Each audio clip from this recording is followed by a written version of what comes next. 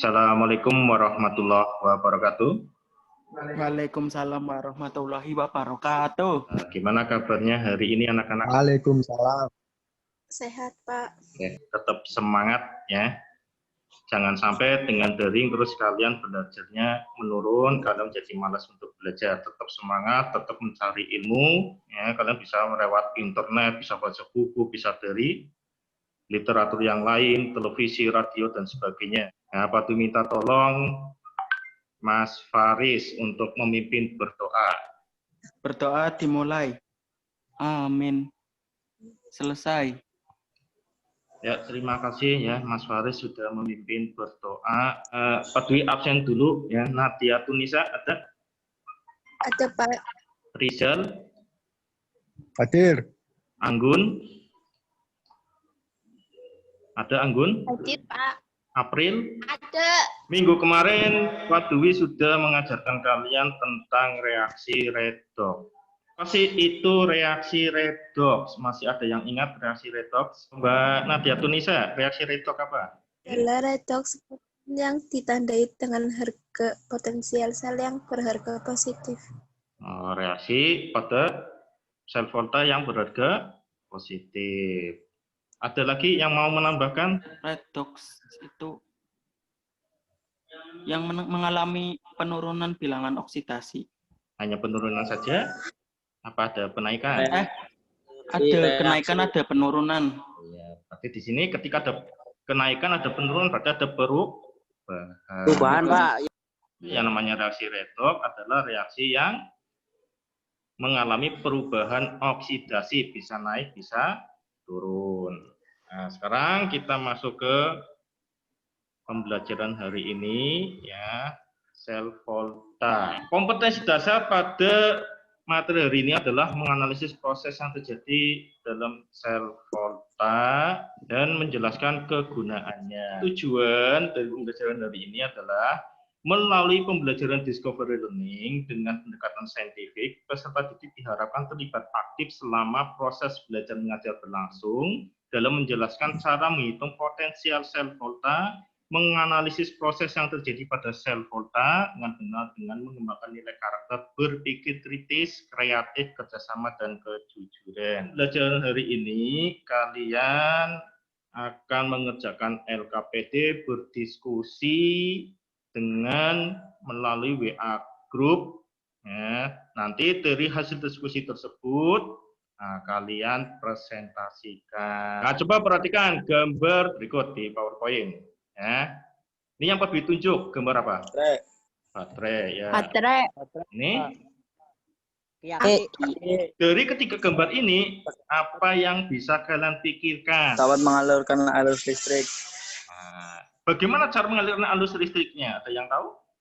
Jika kedua elektrode baterai dihubungkan, sehingga akan terjadi reaksi kimia di dalam baterai, yaitu reaksi ionisasi di mana terjadi pelepasan elektron dan penerimaan elektron. Pergerakan elektron inilah yang menyebabkan adanya arus listrik.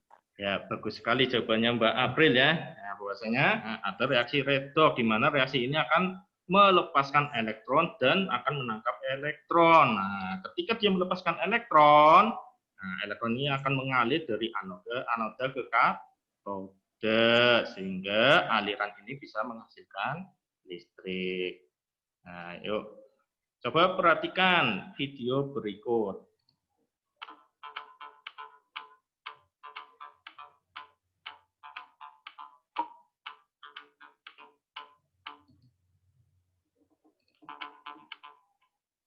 Berikut adalah tabung kimia berisi lautan sulfat dan subgrup sulfat. Lautan ini bersifat elektrolit. Dari penayangan video tersebut, apa yang bisa kalian pelajari? Pada video tentang sel volta tersebut yang dapat dipelajari adalah satu, elektroda yang digunakan harus sesuai dengan ion logam yang terdapat pada larutan. Elektroda negatif akan mengalami reaksi oksidasi di anoda.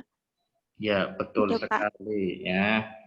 Berarti Mbak Naswa ini memperhatikan sekali video yang barusan Pak diputar. Reaksi yang terjadi tadi anoda adalah Zn menjadi Zn2+ plus 2 elektron. Nah, bagaimana penulisan notasi sel? Nah, penulisan notasi sel itu diawali dengan oksidasi, diakhiri dengan reduksi. Siapa yang mengalami oksidasi di sini? Zn. Zn. Atau kita tuliskan notasi selnya, Zn ada di depan karena mengalami oksidasi. Zn. Nah, beda potensial yang terjadi dari kedua elektroda disebut potensial sel. Nah, dirumuskan E0 sel sama dengan E0 katode plus E0 anoda. Dalam aki ada dua reaksi. Nah, reaksi pengisian aki, ya, anodanya adalah PbO2, kemudian sebagai katodenya adalah Pb. Reaksi pengosongan aki, anodanya adalah Pb. Sedangkan pada katode, pada pengosongan aki, itu PbO2. Sekarang tugas kalian berdiskusi tentang soal yang ada di LKPD. Nah, soal ini bisa kalian download di bit.ly LKPD siklus 3. Nah, dari video tadi masih ingat enggak? Nah, logam yang digunakan untuk percobaan sel volta. Masih ada yang ingat? CO sama Zn. CU sama Zn. Ya, kalian nanti bisa belajar dengan berkelompok membahas tentang soal LKPD. Nah, selamat bekerja, selamat belajar, selamat berdiskusi. Sudah siap untuk presentasi? Ini baru 13 anak yang bergabung kembali. Kita tunggu yang lainnya dulu. Ayo kelompok 2 yang mau presentasikan. Berenergi listrik dari HP berasal dari baterai, di mana baterai HP dalam sel volta sekunder yang berarti dapat diisi ulang kembali, di mana energi listrik berasal dari reaksi kimia yang terjadi dalam baterai jika kutub positif dan negatif baterai dihubungkan. Roda positif sama dengan Cu tembaga, elektroda negatif sama dengan Zn.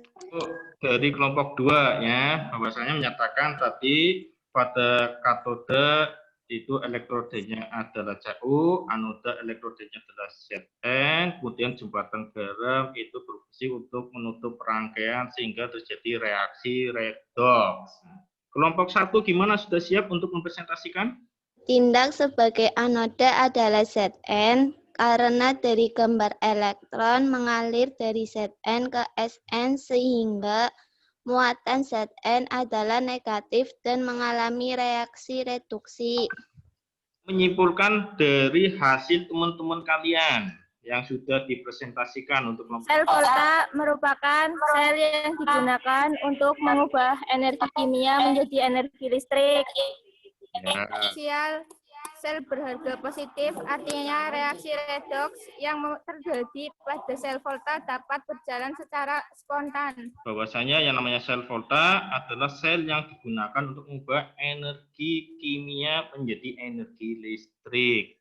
Nah, kemudian elektroda positif itu disebut dengan katode. Nah, kemudian reaksinya adalah reduksi. Jangan lupa mengerjakan soal post-test, kemudian hasil dari diskusi kalian LKPD jangan lupa juga dikirim. Nah, untuk minggu depan ya, kalian belajar korosi, pelajari dulu tentang korosi, apa itu korosi, penyebab korosi itu apa, sehingga ketika Pak Dwi menerangkan kalian sudah bisa menjawab pertanyaan-pertanyaan yang akan diberikan oleh Pak Dwi. Sampai sini dulu. Sebelum Pak Dwi mengakhiri pembelajaran hari ini, mari kita membaca hamdalah karena pelajaran hari ini sudah berjalan dengan lancar. Alhamdulillah. Sampai ketemu minggu depan. Wassalamualaikum warahmatullahi wabarakatuh. Waalaikumsalam warahmatullahi wabarakatuh.